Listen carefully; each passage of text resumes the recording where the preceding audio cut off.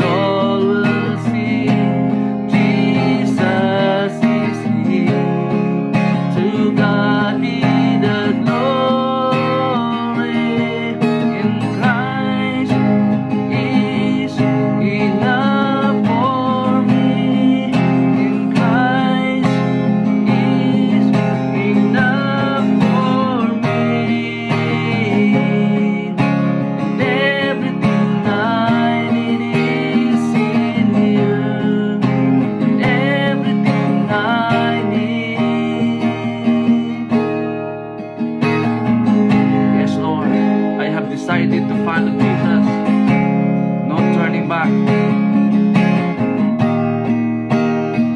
I have decided to follow Jesus, no turning back, no turning back.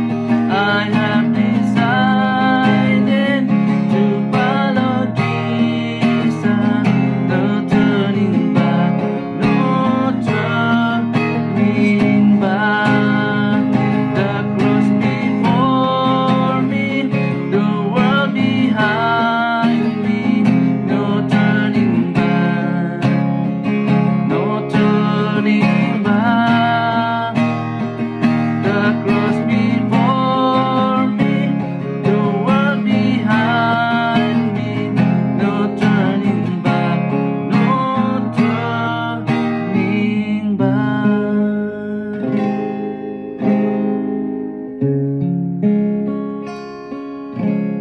God is enough. Jesus Christ is enough for me. Christ is enough for me. Christ is enough for me.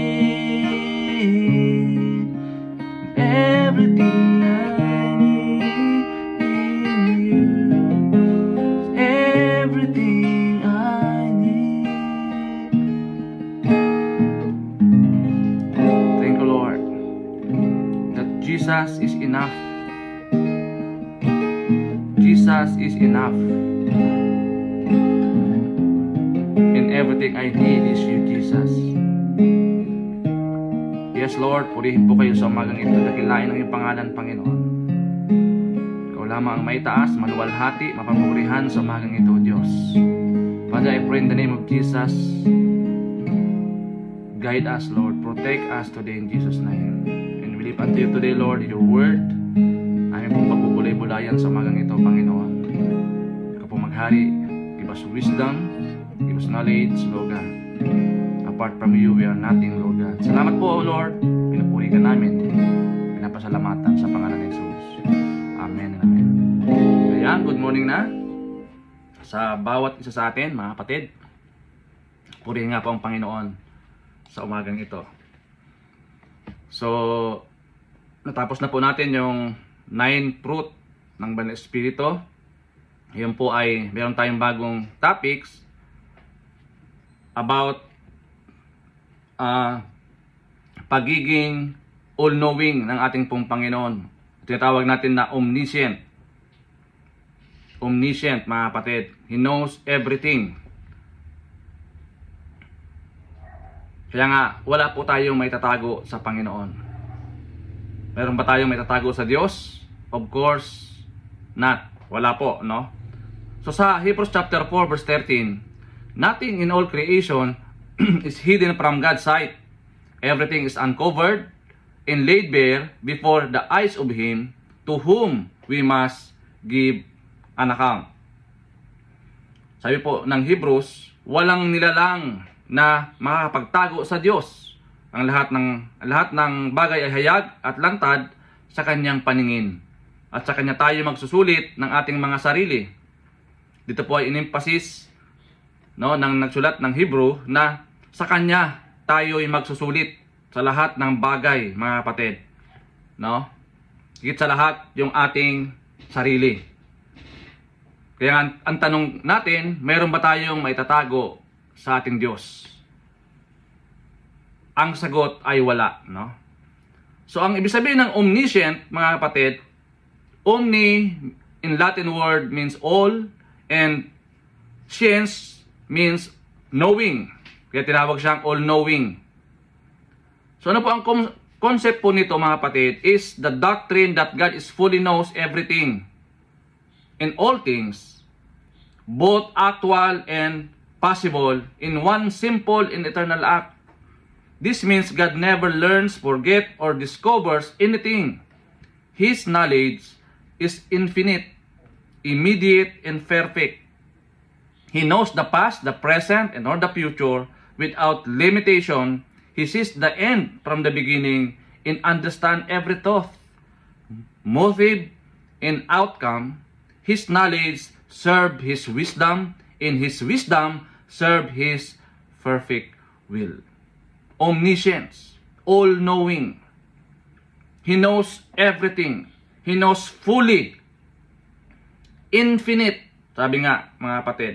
Perfect. Kaya wala tayong maitatago sa ating Panginoon.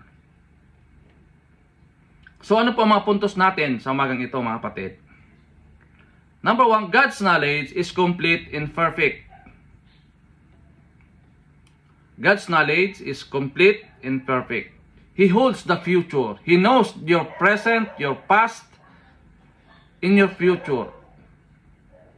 Wala nga tayong may tatago sa ating pong Panginoon. He knows everything. Even our hair is numbered by God.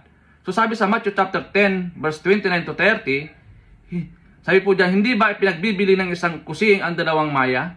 Ngunit isa man sa kanila ay hindi nahuhulog sa lupa, na hindi batid ng inyong ama, at maging ang mga buhok ng iyong ulo ay bilang na lahat. Diba, mga kapatid? Lahat ng aspeto ng buhay natin, alam ng Diyos.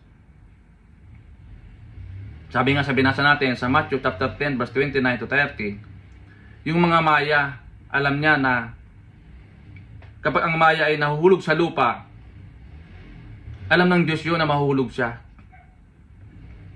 Kung ikaw ay manadapa, alam ng Diyos na manadapa ka.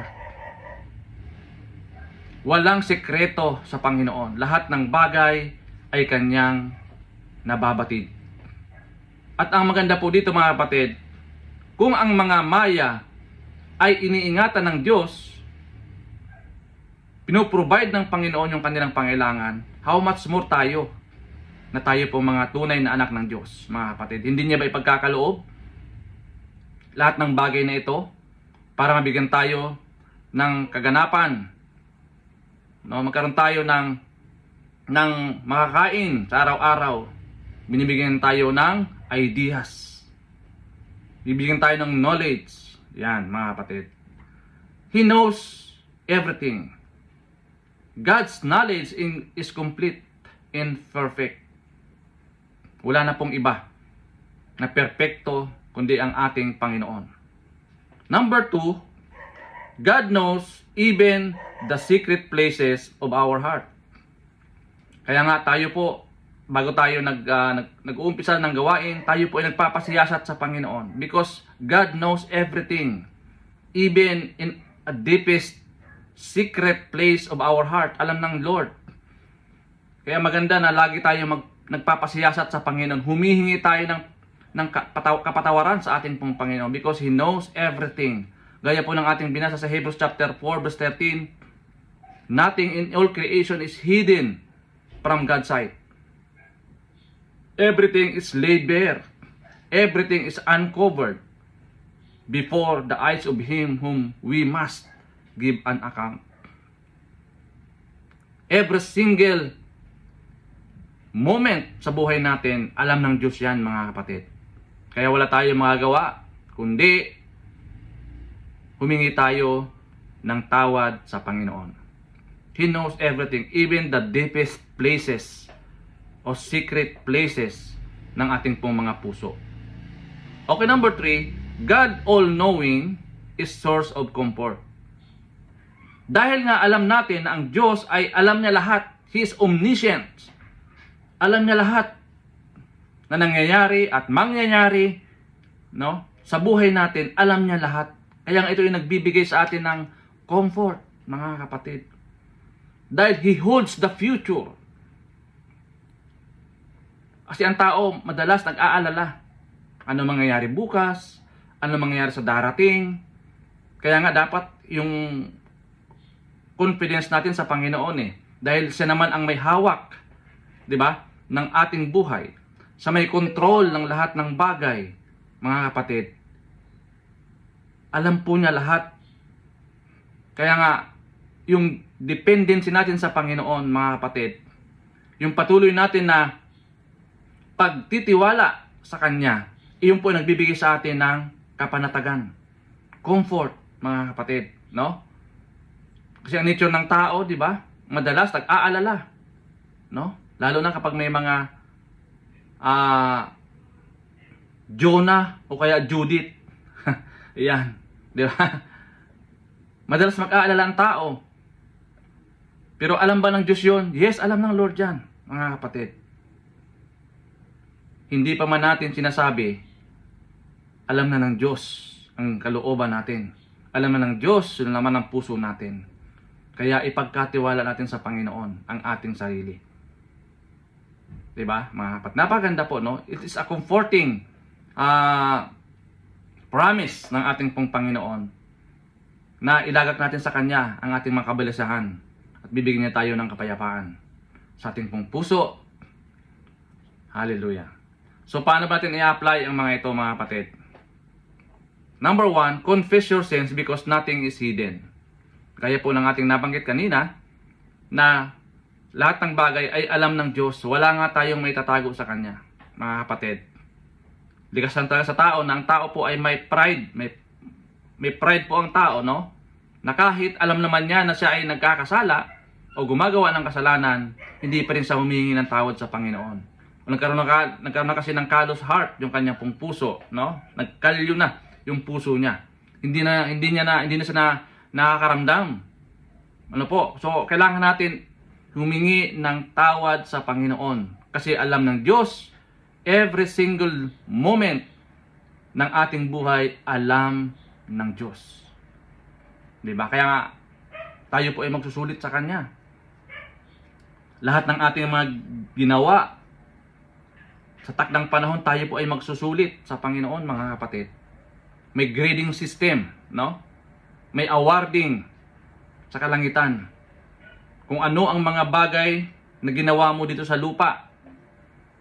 Minaximize mo ba yung full potential mo para for the advancing of the kingdom of God here on earth? Or Sinayang mo yung oras na ibinigay sa iyo ng Panginoon. Sinayang mo yung pagkakataon na pinagkaloob sa iyo ng Panginoon. Sinayang mo yung mga talents na mayroon ka, hindi mo ginamit, tinago mo. Magsusulit po tayo sa Panginoon. Number 2, trust God's plan, for He sees what you cannot see.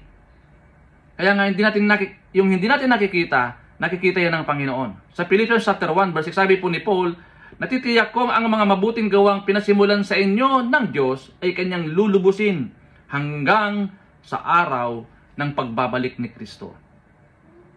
Kaya nga ito po yung ating blessed hope. Mga kapatid, na dating ang panahon, darating ang araw na nung sinimulan sa atin ng Panginoon, tatapusin niya ito sa takdang panahon. May second coming, mga kapatid, no? Do not fast forward time. Huwag tayo magmadali. Kasi si Lord may time frame. Meron siyang time frame, mga kapatid, no? Ang kailangan lang natin maging handa. Ano ba yung pinagawa sa atin ng Panginoon? Gawin natin. Kung ikaw ay kinakausap ng Santong Espiritu, inuudyukan ka ng Banal na Espiritu na magpagamit sa Panginoon, mag-share ng Word of God, mag-evangelize, magdala ng kaluluwa sa paanan ni Kristo, huwag ka na magdalawang isip, gawin mo na. It is the best things, mga kapatid, na tayo po ay abala sa kingdom ni Jesus. Tayo po ay isang kasangkapan niya sa pagpapalaganap ng mabuting balita sa kanyang kaharian. Diba mga kapatid? Hindi natin sinasayang yung bawat panahon, bawat oras, bawat minuto na hindi natin siya mabigyan ng kaluguran. Mga kapatid, kaya nga sa bawat aspeto ng ginagawa natin, gusto natin maparangalan ang Diyos sa lahat ng ginagawa natin. Diba? Sabi ni Paul sa Corinthians, diba? Whatever you do, whether you eat or drink, do it all for the glory of God. Mga kapatid, pwede mong gawin lahat ng bagay basta naka-align sa gusto ng Diyos, mga kapatid. No? Magtiwala tayo sa plano ng Diyos. Iyan lang ang bagay na ating pinanghahawakan, na kailanman hindi magmamaliw ang plano ng Diyos sa iyo at sa akin. Mga kapatid, He holds the future. He is the author of our lives. He is the author of the universe. Yes, maraming mga kaganapan sa ating paligid, no? Kabilat kabilang, kaguluhan. Alam ba ng Diyos yan? Yes, alam ng Diyos. Mga kapatid. Alam ng Diyos at alam naman natin na mangyayari at mangyayari yan. Dahil iyan po ay nakasulat sa propesiya. Pero po may pangako ang Panginoon. Take heart, sabi niya, di ba? Because I am overcome the world. Napagtagumpayan ko na. Ibig sabihin, beforehand, napagwagian na ng Panginoon, mga kapatid. Ipinapakita lang sa atin ng Panginoon na huwag tayong mag-alala. Dahil napagtagumpayan ko na yan. Nakita na kayo ng isang bata, di ba? Pag ang bata po ay kasama ng magulang sa mall, dampot lang ng dampot yan kung ano magustuhan niya. Dahil bata siya, di ba? Bakit siya dampot ng dampot doon? Kasi alam niya, mayroon siyang magulang na magbabayad. Ganon din po tayo, mga kapatid, eh. Kaya tayo nagpapatuloy na kahit may mga pagsubok, may mga persecution, may mga anxieties, may mga uncertainties sa buhay po natin, alam natin na may Diyos, eh. Buhay ang Diyos na ating pinaglilingkuran. Hindi natutulog. Gising 24 hours, di ba? Kaya ang pinaka-the best na talagang CCTV si Jesus, eh. Di ba, mga kapatid? Dahil hindi siya natutulog. Tangan-tangan niya tayo. Tinitingnan niya tayo. Di ba, mga kapatid? Alam niya kung kailan tayo mag-fall. Alam niya din naman tayo kung kailan tayo ay tatayo, mga kapatid. So, ipagkatiwala natin sa Panginoon. He is omniscient. Yan po yung isang sa characteristics ng ating pong Panginoon, pagiging omniscient, sa mga kapatid. He knows everything. Number 3, last, believe that you are fully known and still fully loved. Iyan po yung karakter ng Diyos, mga kapatid. Grabe yung pag-ibig niya sa atin. Sabi nga ng Romans, di ba? Namatay si Kristo, namatay na siya nung tayo pa ay makasalanan pa. Minahal na tayo ng Panginoon nung tayo hindi pa nakakilala sa Kanya. Ganun niya tayo